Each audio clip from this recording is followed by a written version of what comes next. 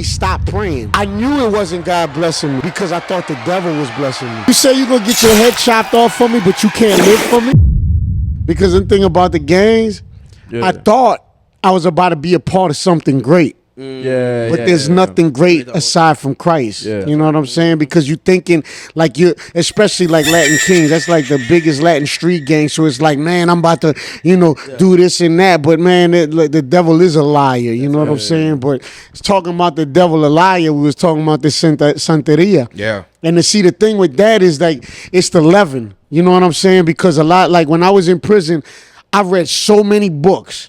I was seeking, right? Because I grew up in Catholicism. I grew up Catholic, so then I'm in the prison and my partner was the imam. So he's giving me all these books. Why is my head turned on backwards? I got the Quran. I'm studying the Hadiths. I was about to take my Shahad and God moved in that situation. Like, that's a whole nother story right there. Like, we got time. We got time? We got time. Today I got time. Let me tell you right quick.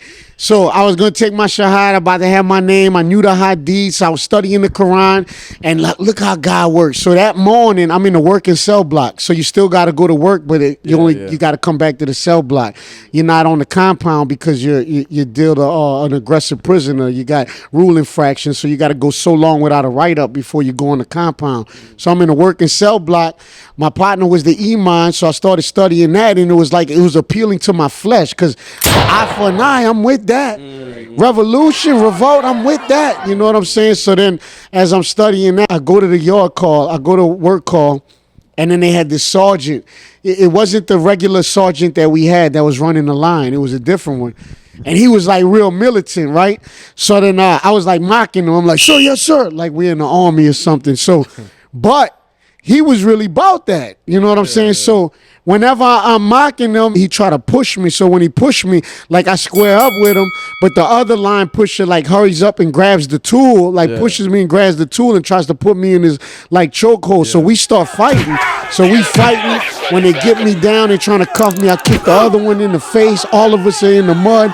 They end up cuffing me with restraints and throw me on the back of the truck with nothing but tools in the back of the truck. And I'm light. They threw me in there. I fell on my face, nothing to protect me. I'm cuffed back and I'm restrained down. So then I'm in the cell block waiting to get shipped to cell block A. Now, I had been down like 2 years. I only had 5 years. I only had 3 years left, but a battery on the officer could get me 5 to 10 more years, right? Dang. So while I'm waiting to go to cell block A, first thing I did, I didn't pray to Muhammad. I didn't pray to Allah. I said, Lord Jesus, if you real, don't let me get rebooked.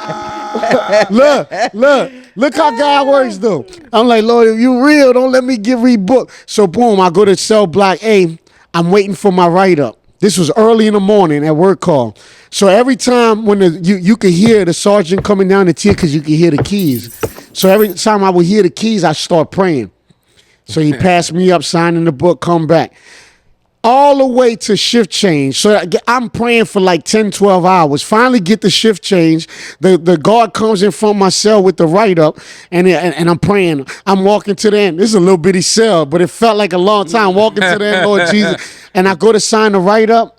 He gave me a Rule 3, defiance. He gave me a Rule 5, aggravated disobedience. He gave me a Rule 28, aggravated work offense. No battery. I was like, man, look, I was so excited after I signed that write-up. I'm down to 10. I'm like, boy, that Muslim stuff ain't real. I pray to Jesus.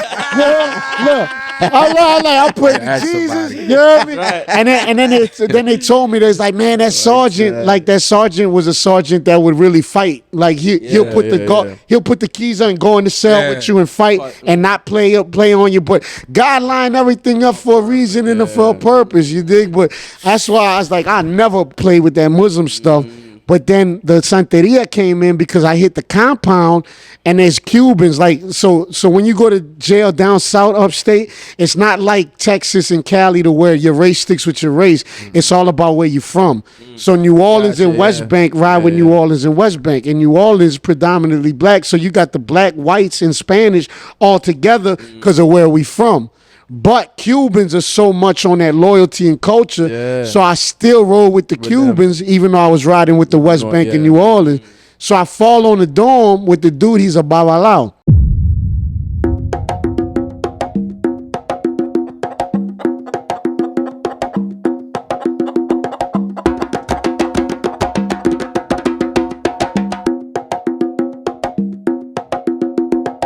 Babalawo. That's like that. That's the highest you could get in that fake religion. Say that again. Babalawo. Yeah, cool. Yeah, that's like the high priest in Santeria. Santeria is like our version of like I know Santeria. But they don't. But in case you don't know, Santeria is like Latin Africanist and our version of voodoo, witchcraft, dark arts and that kind of stuff. Based on Catholicism. So you got the word Roman Catholic in it. Yeah, you got the word Holy Mary. Yeah, you think you think it's Santo and you think there's Santos and ghosts. No, listen, it's a lie. But explain it. That's where it got me.